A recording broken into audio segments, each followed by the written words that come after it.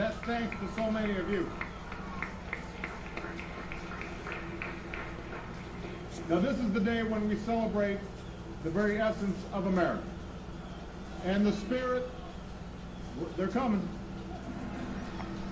This is the day when we celebrate the very essence of America and the spirit that has defined us as a people and as a nation for more than 2 centuries.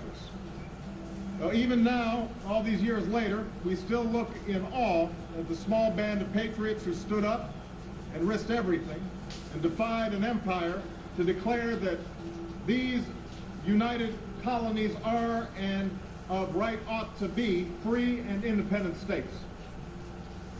We're amazed at the debt to a founding generation that gave their blood to give meaning to those words, pledging to each other their lives, their fortunes, and their sacred honor. And we celebrate the principles that are timeless, tenets first declared by men of property and wealth, but which gave rise to what Lincoln called a new birth of freedom in America. Civil rights and voting rights, workers' rights and women's rights, and the rights of every American. And on this day that is uniquely American, we're reminded that our declaration, our example, made us a beacon to the world, not only inspiring people to demand their own freedom, from Latin America to Africa, from Europe to Asia, but even now, in this time, these ideals still light the world.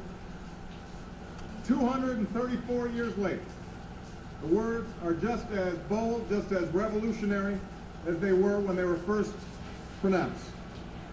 We hold these truths to be self-evident, that all men are created equal, that they are endowed by their Creator with certain inalienable rights.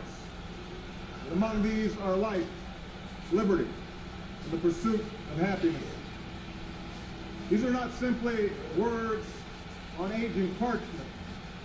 They are the principles that define us as a nation, the values we cherish as a people, and the ideals we... Boy, it seems like his heart is really in this. Even as we know that we constantly have to work in order to perfect our union, and that work is never truly done. We're constantly working despite your destructive policies. In Philadelphia, as they debated the Declaration, John Adams wrote to his beloved Abigail. He predicted that independence would be celebrated from one end of the continent to the other, from this time forward forever. But he added, I am well aware of the toil and blood and treasure that it will cost us to maintain this declaration and support and defend these states. So today, we also celebrate all of you. How about defending the border? That'd be a great idea. This country we love. We salute the United States Army. We do. You don't. Including a soldier who served on more than 150 combat missions in Afghanistan, and after losing most of his arm in an IED attack, recently completed a grueling 26-mile run, inspiring all who know him and all of us. That's Staff Sergeant Gabriel Garcia. Gabriel. Well, bless his soul.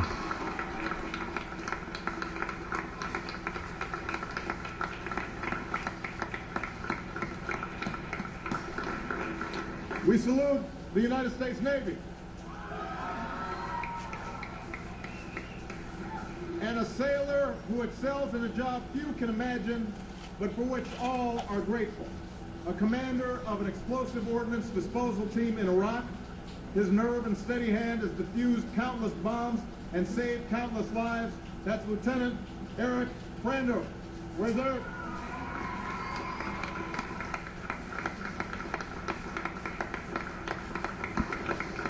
Where's Eric? He's right next to you. We salute the United States Air Force. Fake smile. And an airman who, during an attack on her vehicle in Iraq that left her seriously wounded, directed medics to help another wounded American first and offered her own bandages to help save his life. That's Captain Wendy Kosek. Or something? Something worse to something like that?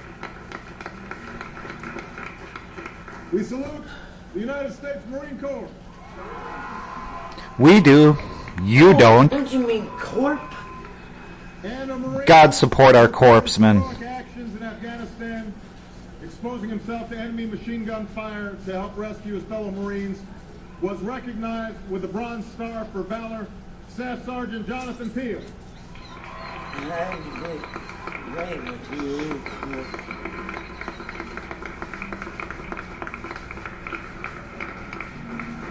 And we salute the United States Coast Guard,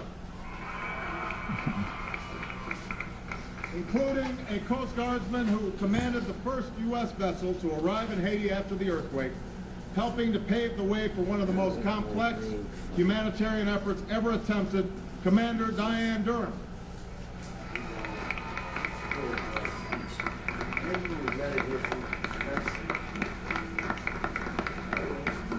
This is the spirit of which Adams spoke so long ago.